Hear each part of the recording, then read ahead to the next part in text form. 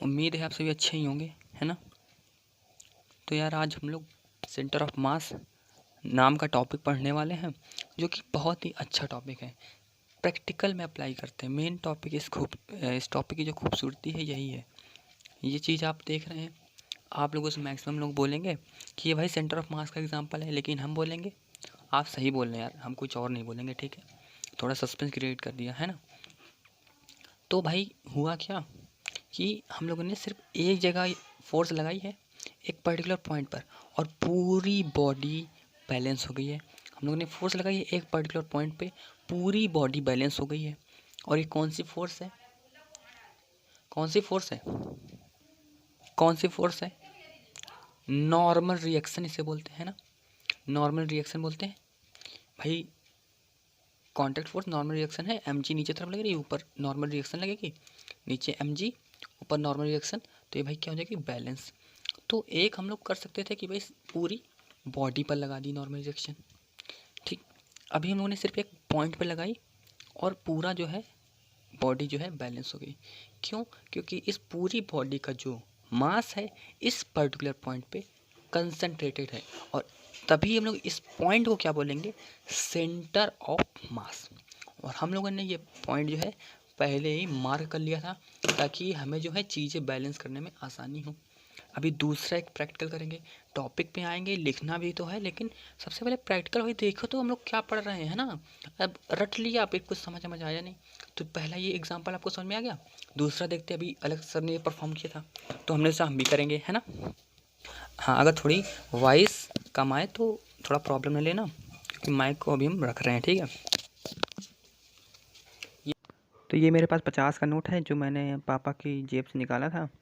हो सकता है मार भी पड़े आप लोगों की वजह से, लेकिन अब निकाल लिया तो अब इस क्या बोलते हैं, प्रैक्टिकल एक्सपेरिमेंट कर ही लेते हैं। 10 का सिक्का भी ले लिया है, ये मेरे पास था, अवेलेबल था, क्योंकि इतनी ही औकात है। तो हम लोग क्या करेंगे कि ये जो 10 का सिक्का है ना, इसको हम लोग बैलेंस करेंगे किस पर? इस 50 की नोट पर। देखते हैं।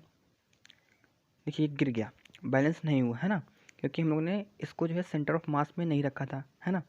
अब अगेन ट्राई करेंगे दोबारा, ठीक है। अब देखते हैं क्या होता है। तो ये देखिए, ये बैलेंस हो गया है ना, क्योंकि अभी हम लोगों ने क्या है, हमने इसका पूरा सिक्का तो बैलेंस किया नहीं है, हमने इसका सिर्फ सेंटर ऑफ मास बैलेंस किया है, ठीक है। अब ये गिर भी सकता है भाई, तो गिर जाए, कोई दिक्कत बात नहीं, आप लोगों ने देख लिया ना, ठीक है। तो अब स्टार्ट करते हैं सेंटर ऑफ मास का टॉपिक।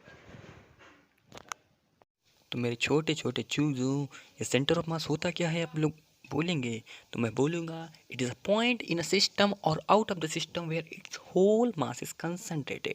भाई अभी देखा ना, ये मेरा पेन था, इसका पूरा मास एक पर्टिकुलर पॉइंट में कंसंट्रेटेड था।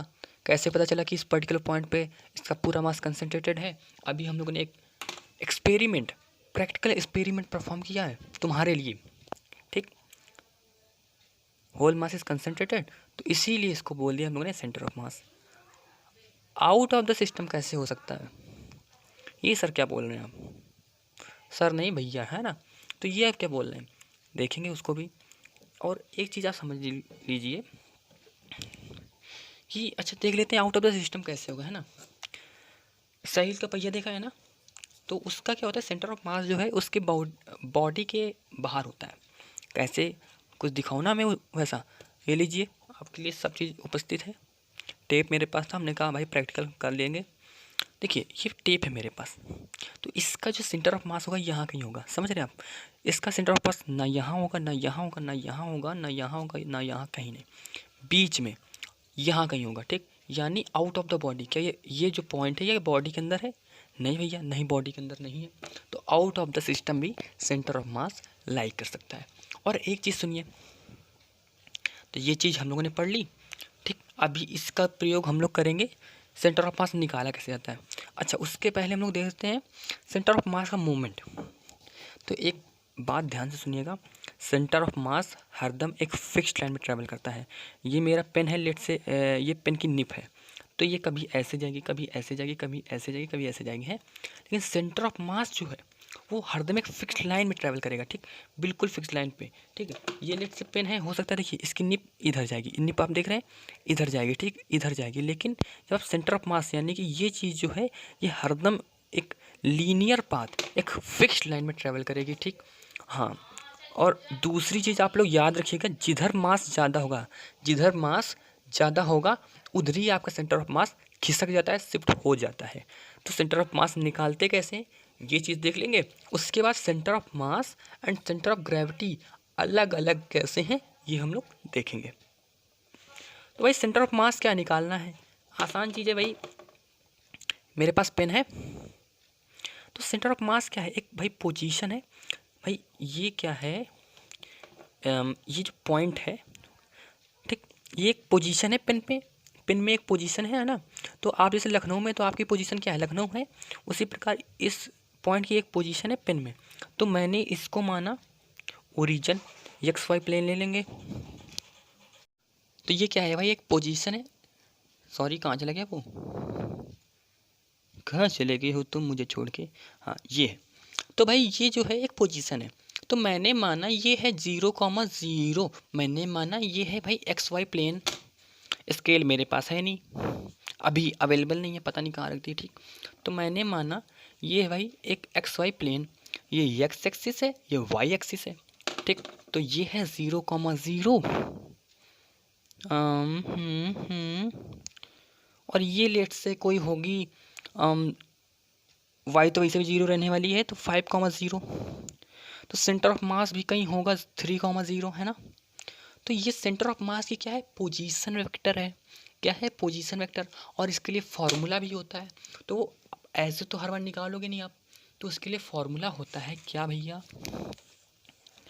कि position vector of centre of mass, दिखाई दे रहा है बिल्कुल, position vector of centre of mass is equal to m1 r1, m1 क्या है, पहला पार्टिकल, इसका पोजीशन वेक्टर, m2 r2 दूसरा मास, इसका पोजीशन वेक्टर, m3 r3 तीसरा मास, इसका position vector, that dot dash mn rn, ठीक, जितने आपके पास हों अपॉन में m1 m2 and m3 that dot dash mn, जितने आपके पास हों।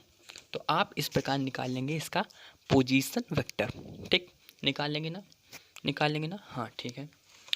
अब भाई सेंटर ऑफ मास का कोई एक्स एंड वाई कोऑर्डिनेट होगा, जैसे इसका एक्स कोऑर्डिनेट 3 है, इसका वाई कोऑर्डिनेट 0 है, तो वो कैसे निकालेंगे, तो X coordinate of centre of mass is equal to m1 का एक्स कोऑर्डिनेट उसका मल्टीप्लाई, m2 का एक्स कोऑर्डिनेट उसका मल्टीप्लाई, m3 का एक्स कोऑर्डिनेट उसका multiply, that dot dash mn and उसका कोऑर्डिनेट एक्स कोऑर्डिनेट अपॉन में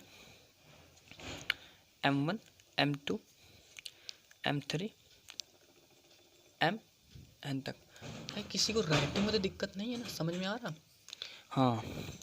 वाई कोऑर्डिनेट कैसे निकालेंगे, वाई कोऑर्डिनेट निकालेंगे कैसे, सेम चीज़, m1 उसका Y coordinate of centre of mass, ठीक, m2 उसका वाई कोऑर्डिनेट, m3 उसका Y coordinate, dot dot dash mn and उसका वाई कोऑर्डिनेट, ठीक, अपॉन में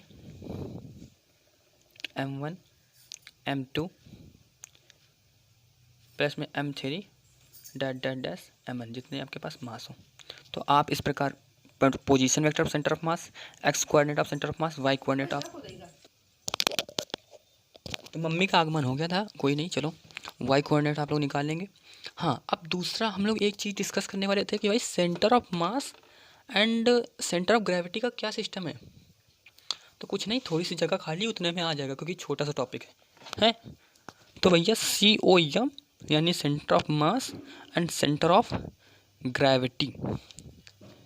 सेंटर ऑफ मास एक ऐसा पॉइंट जहाँ पर इसका होल मास कंसंट्रेटेड होगा, ठीक,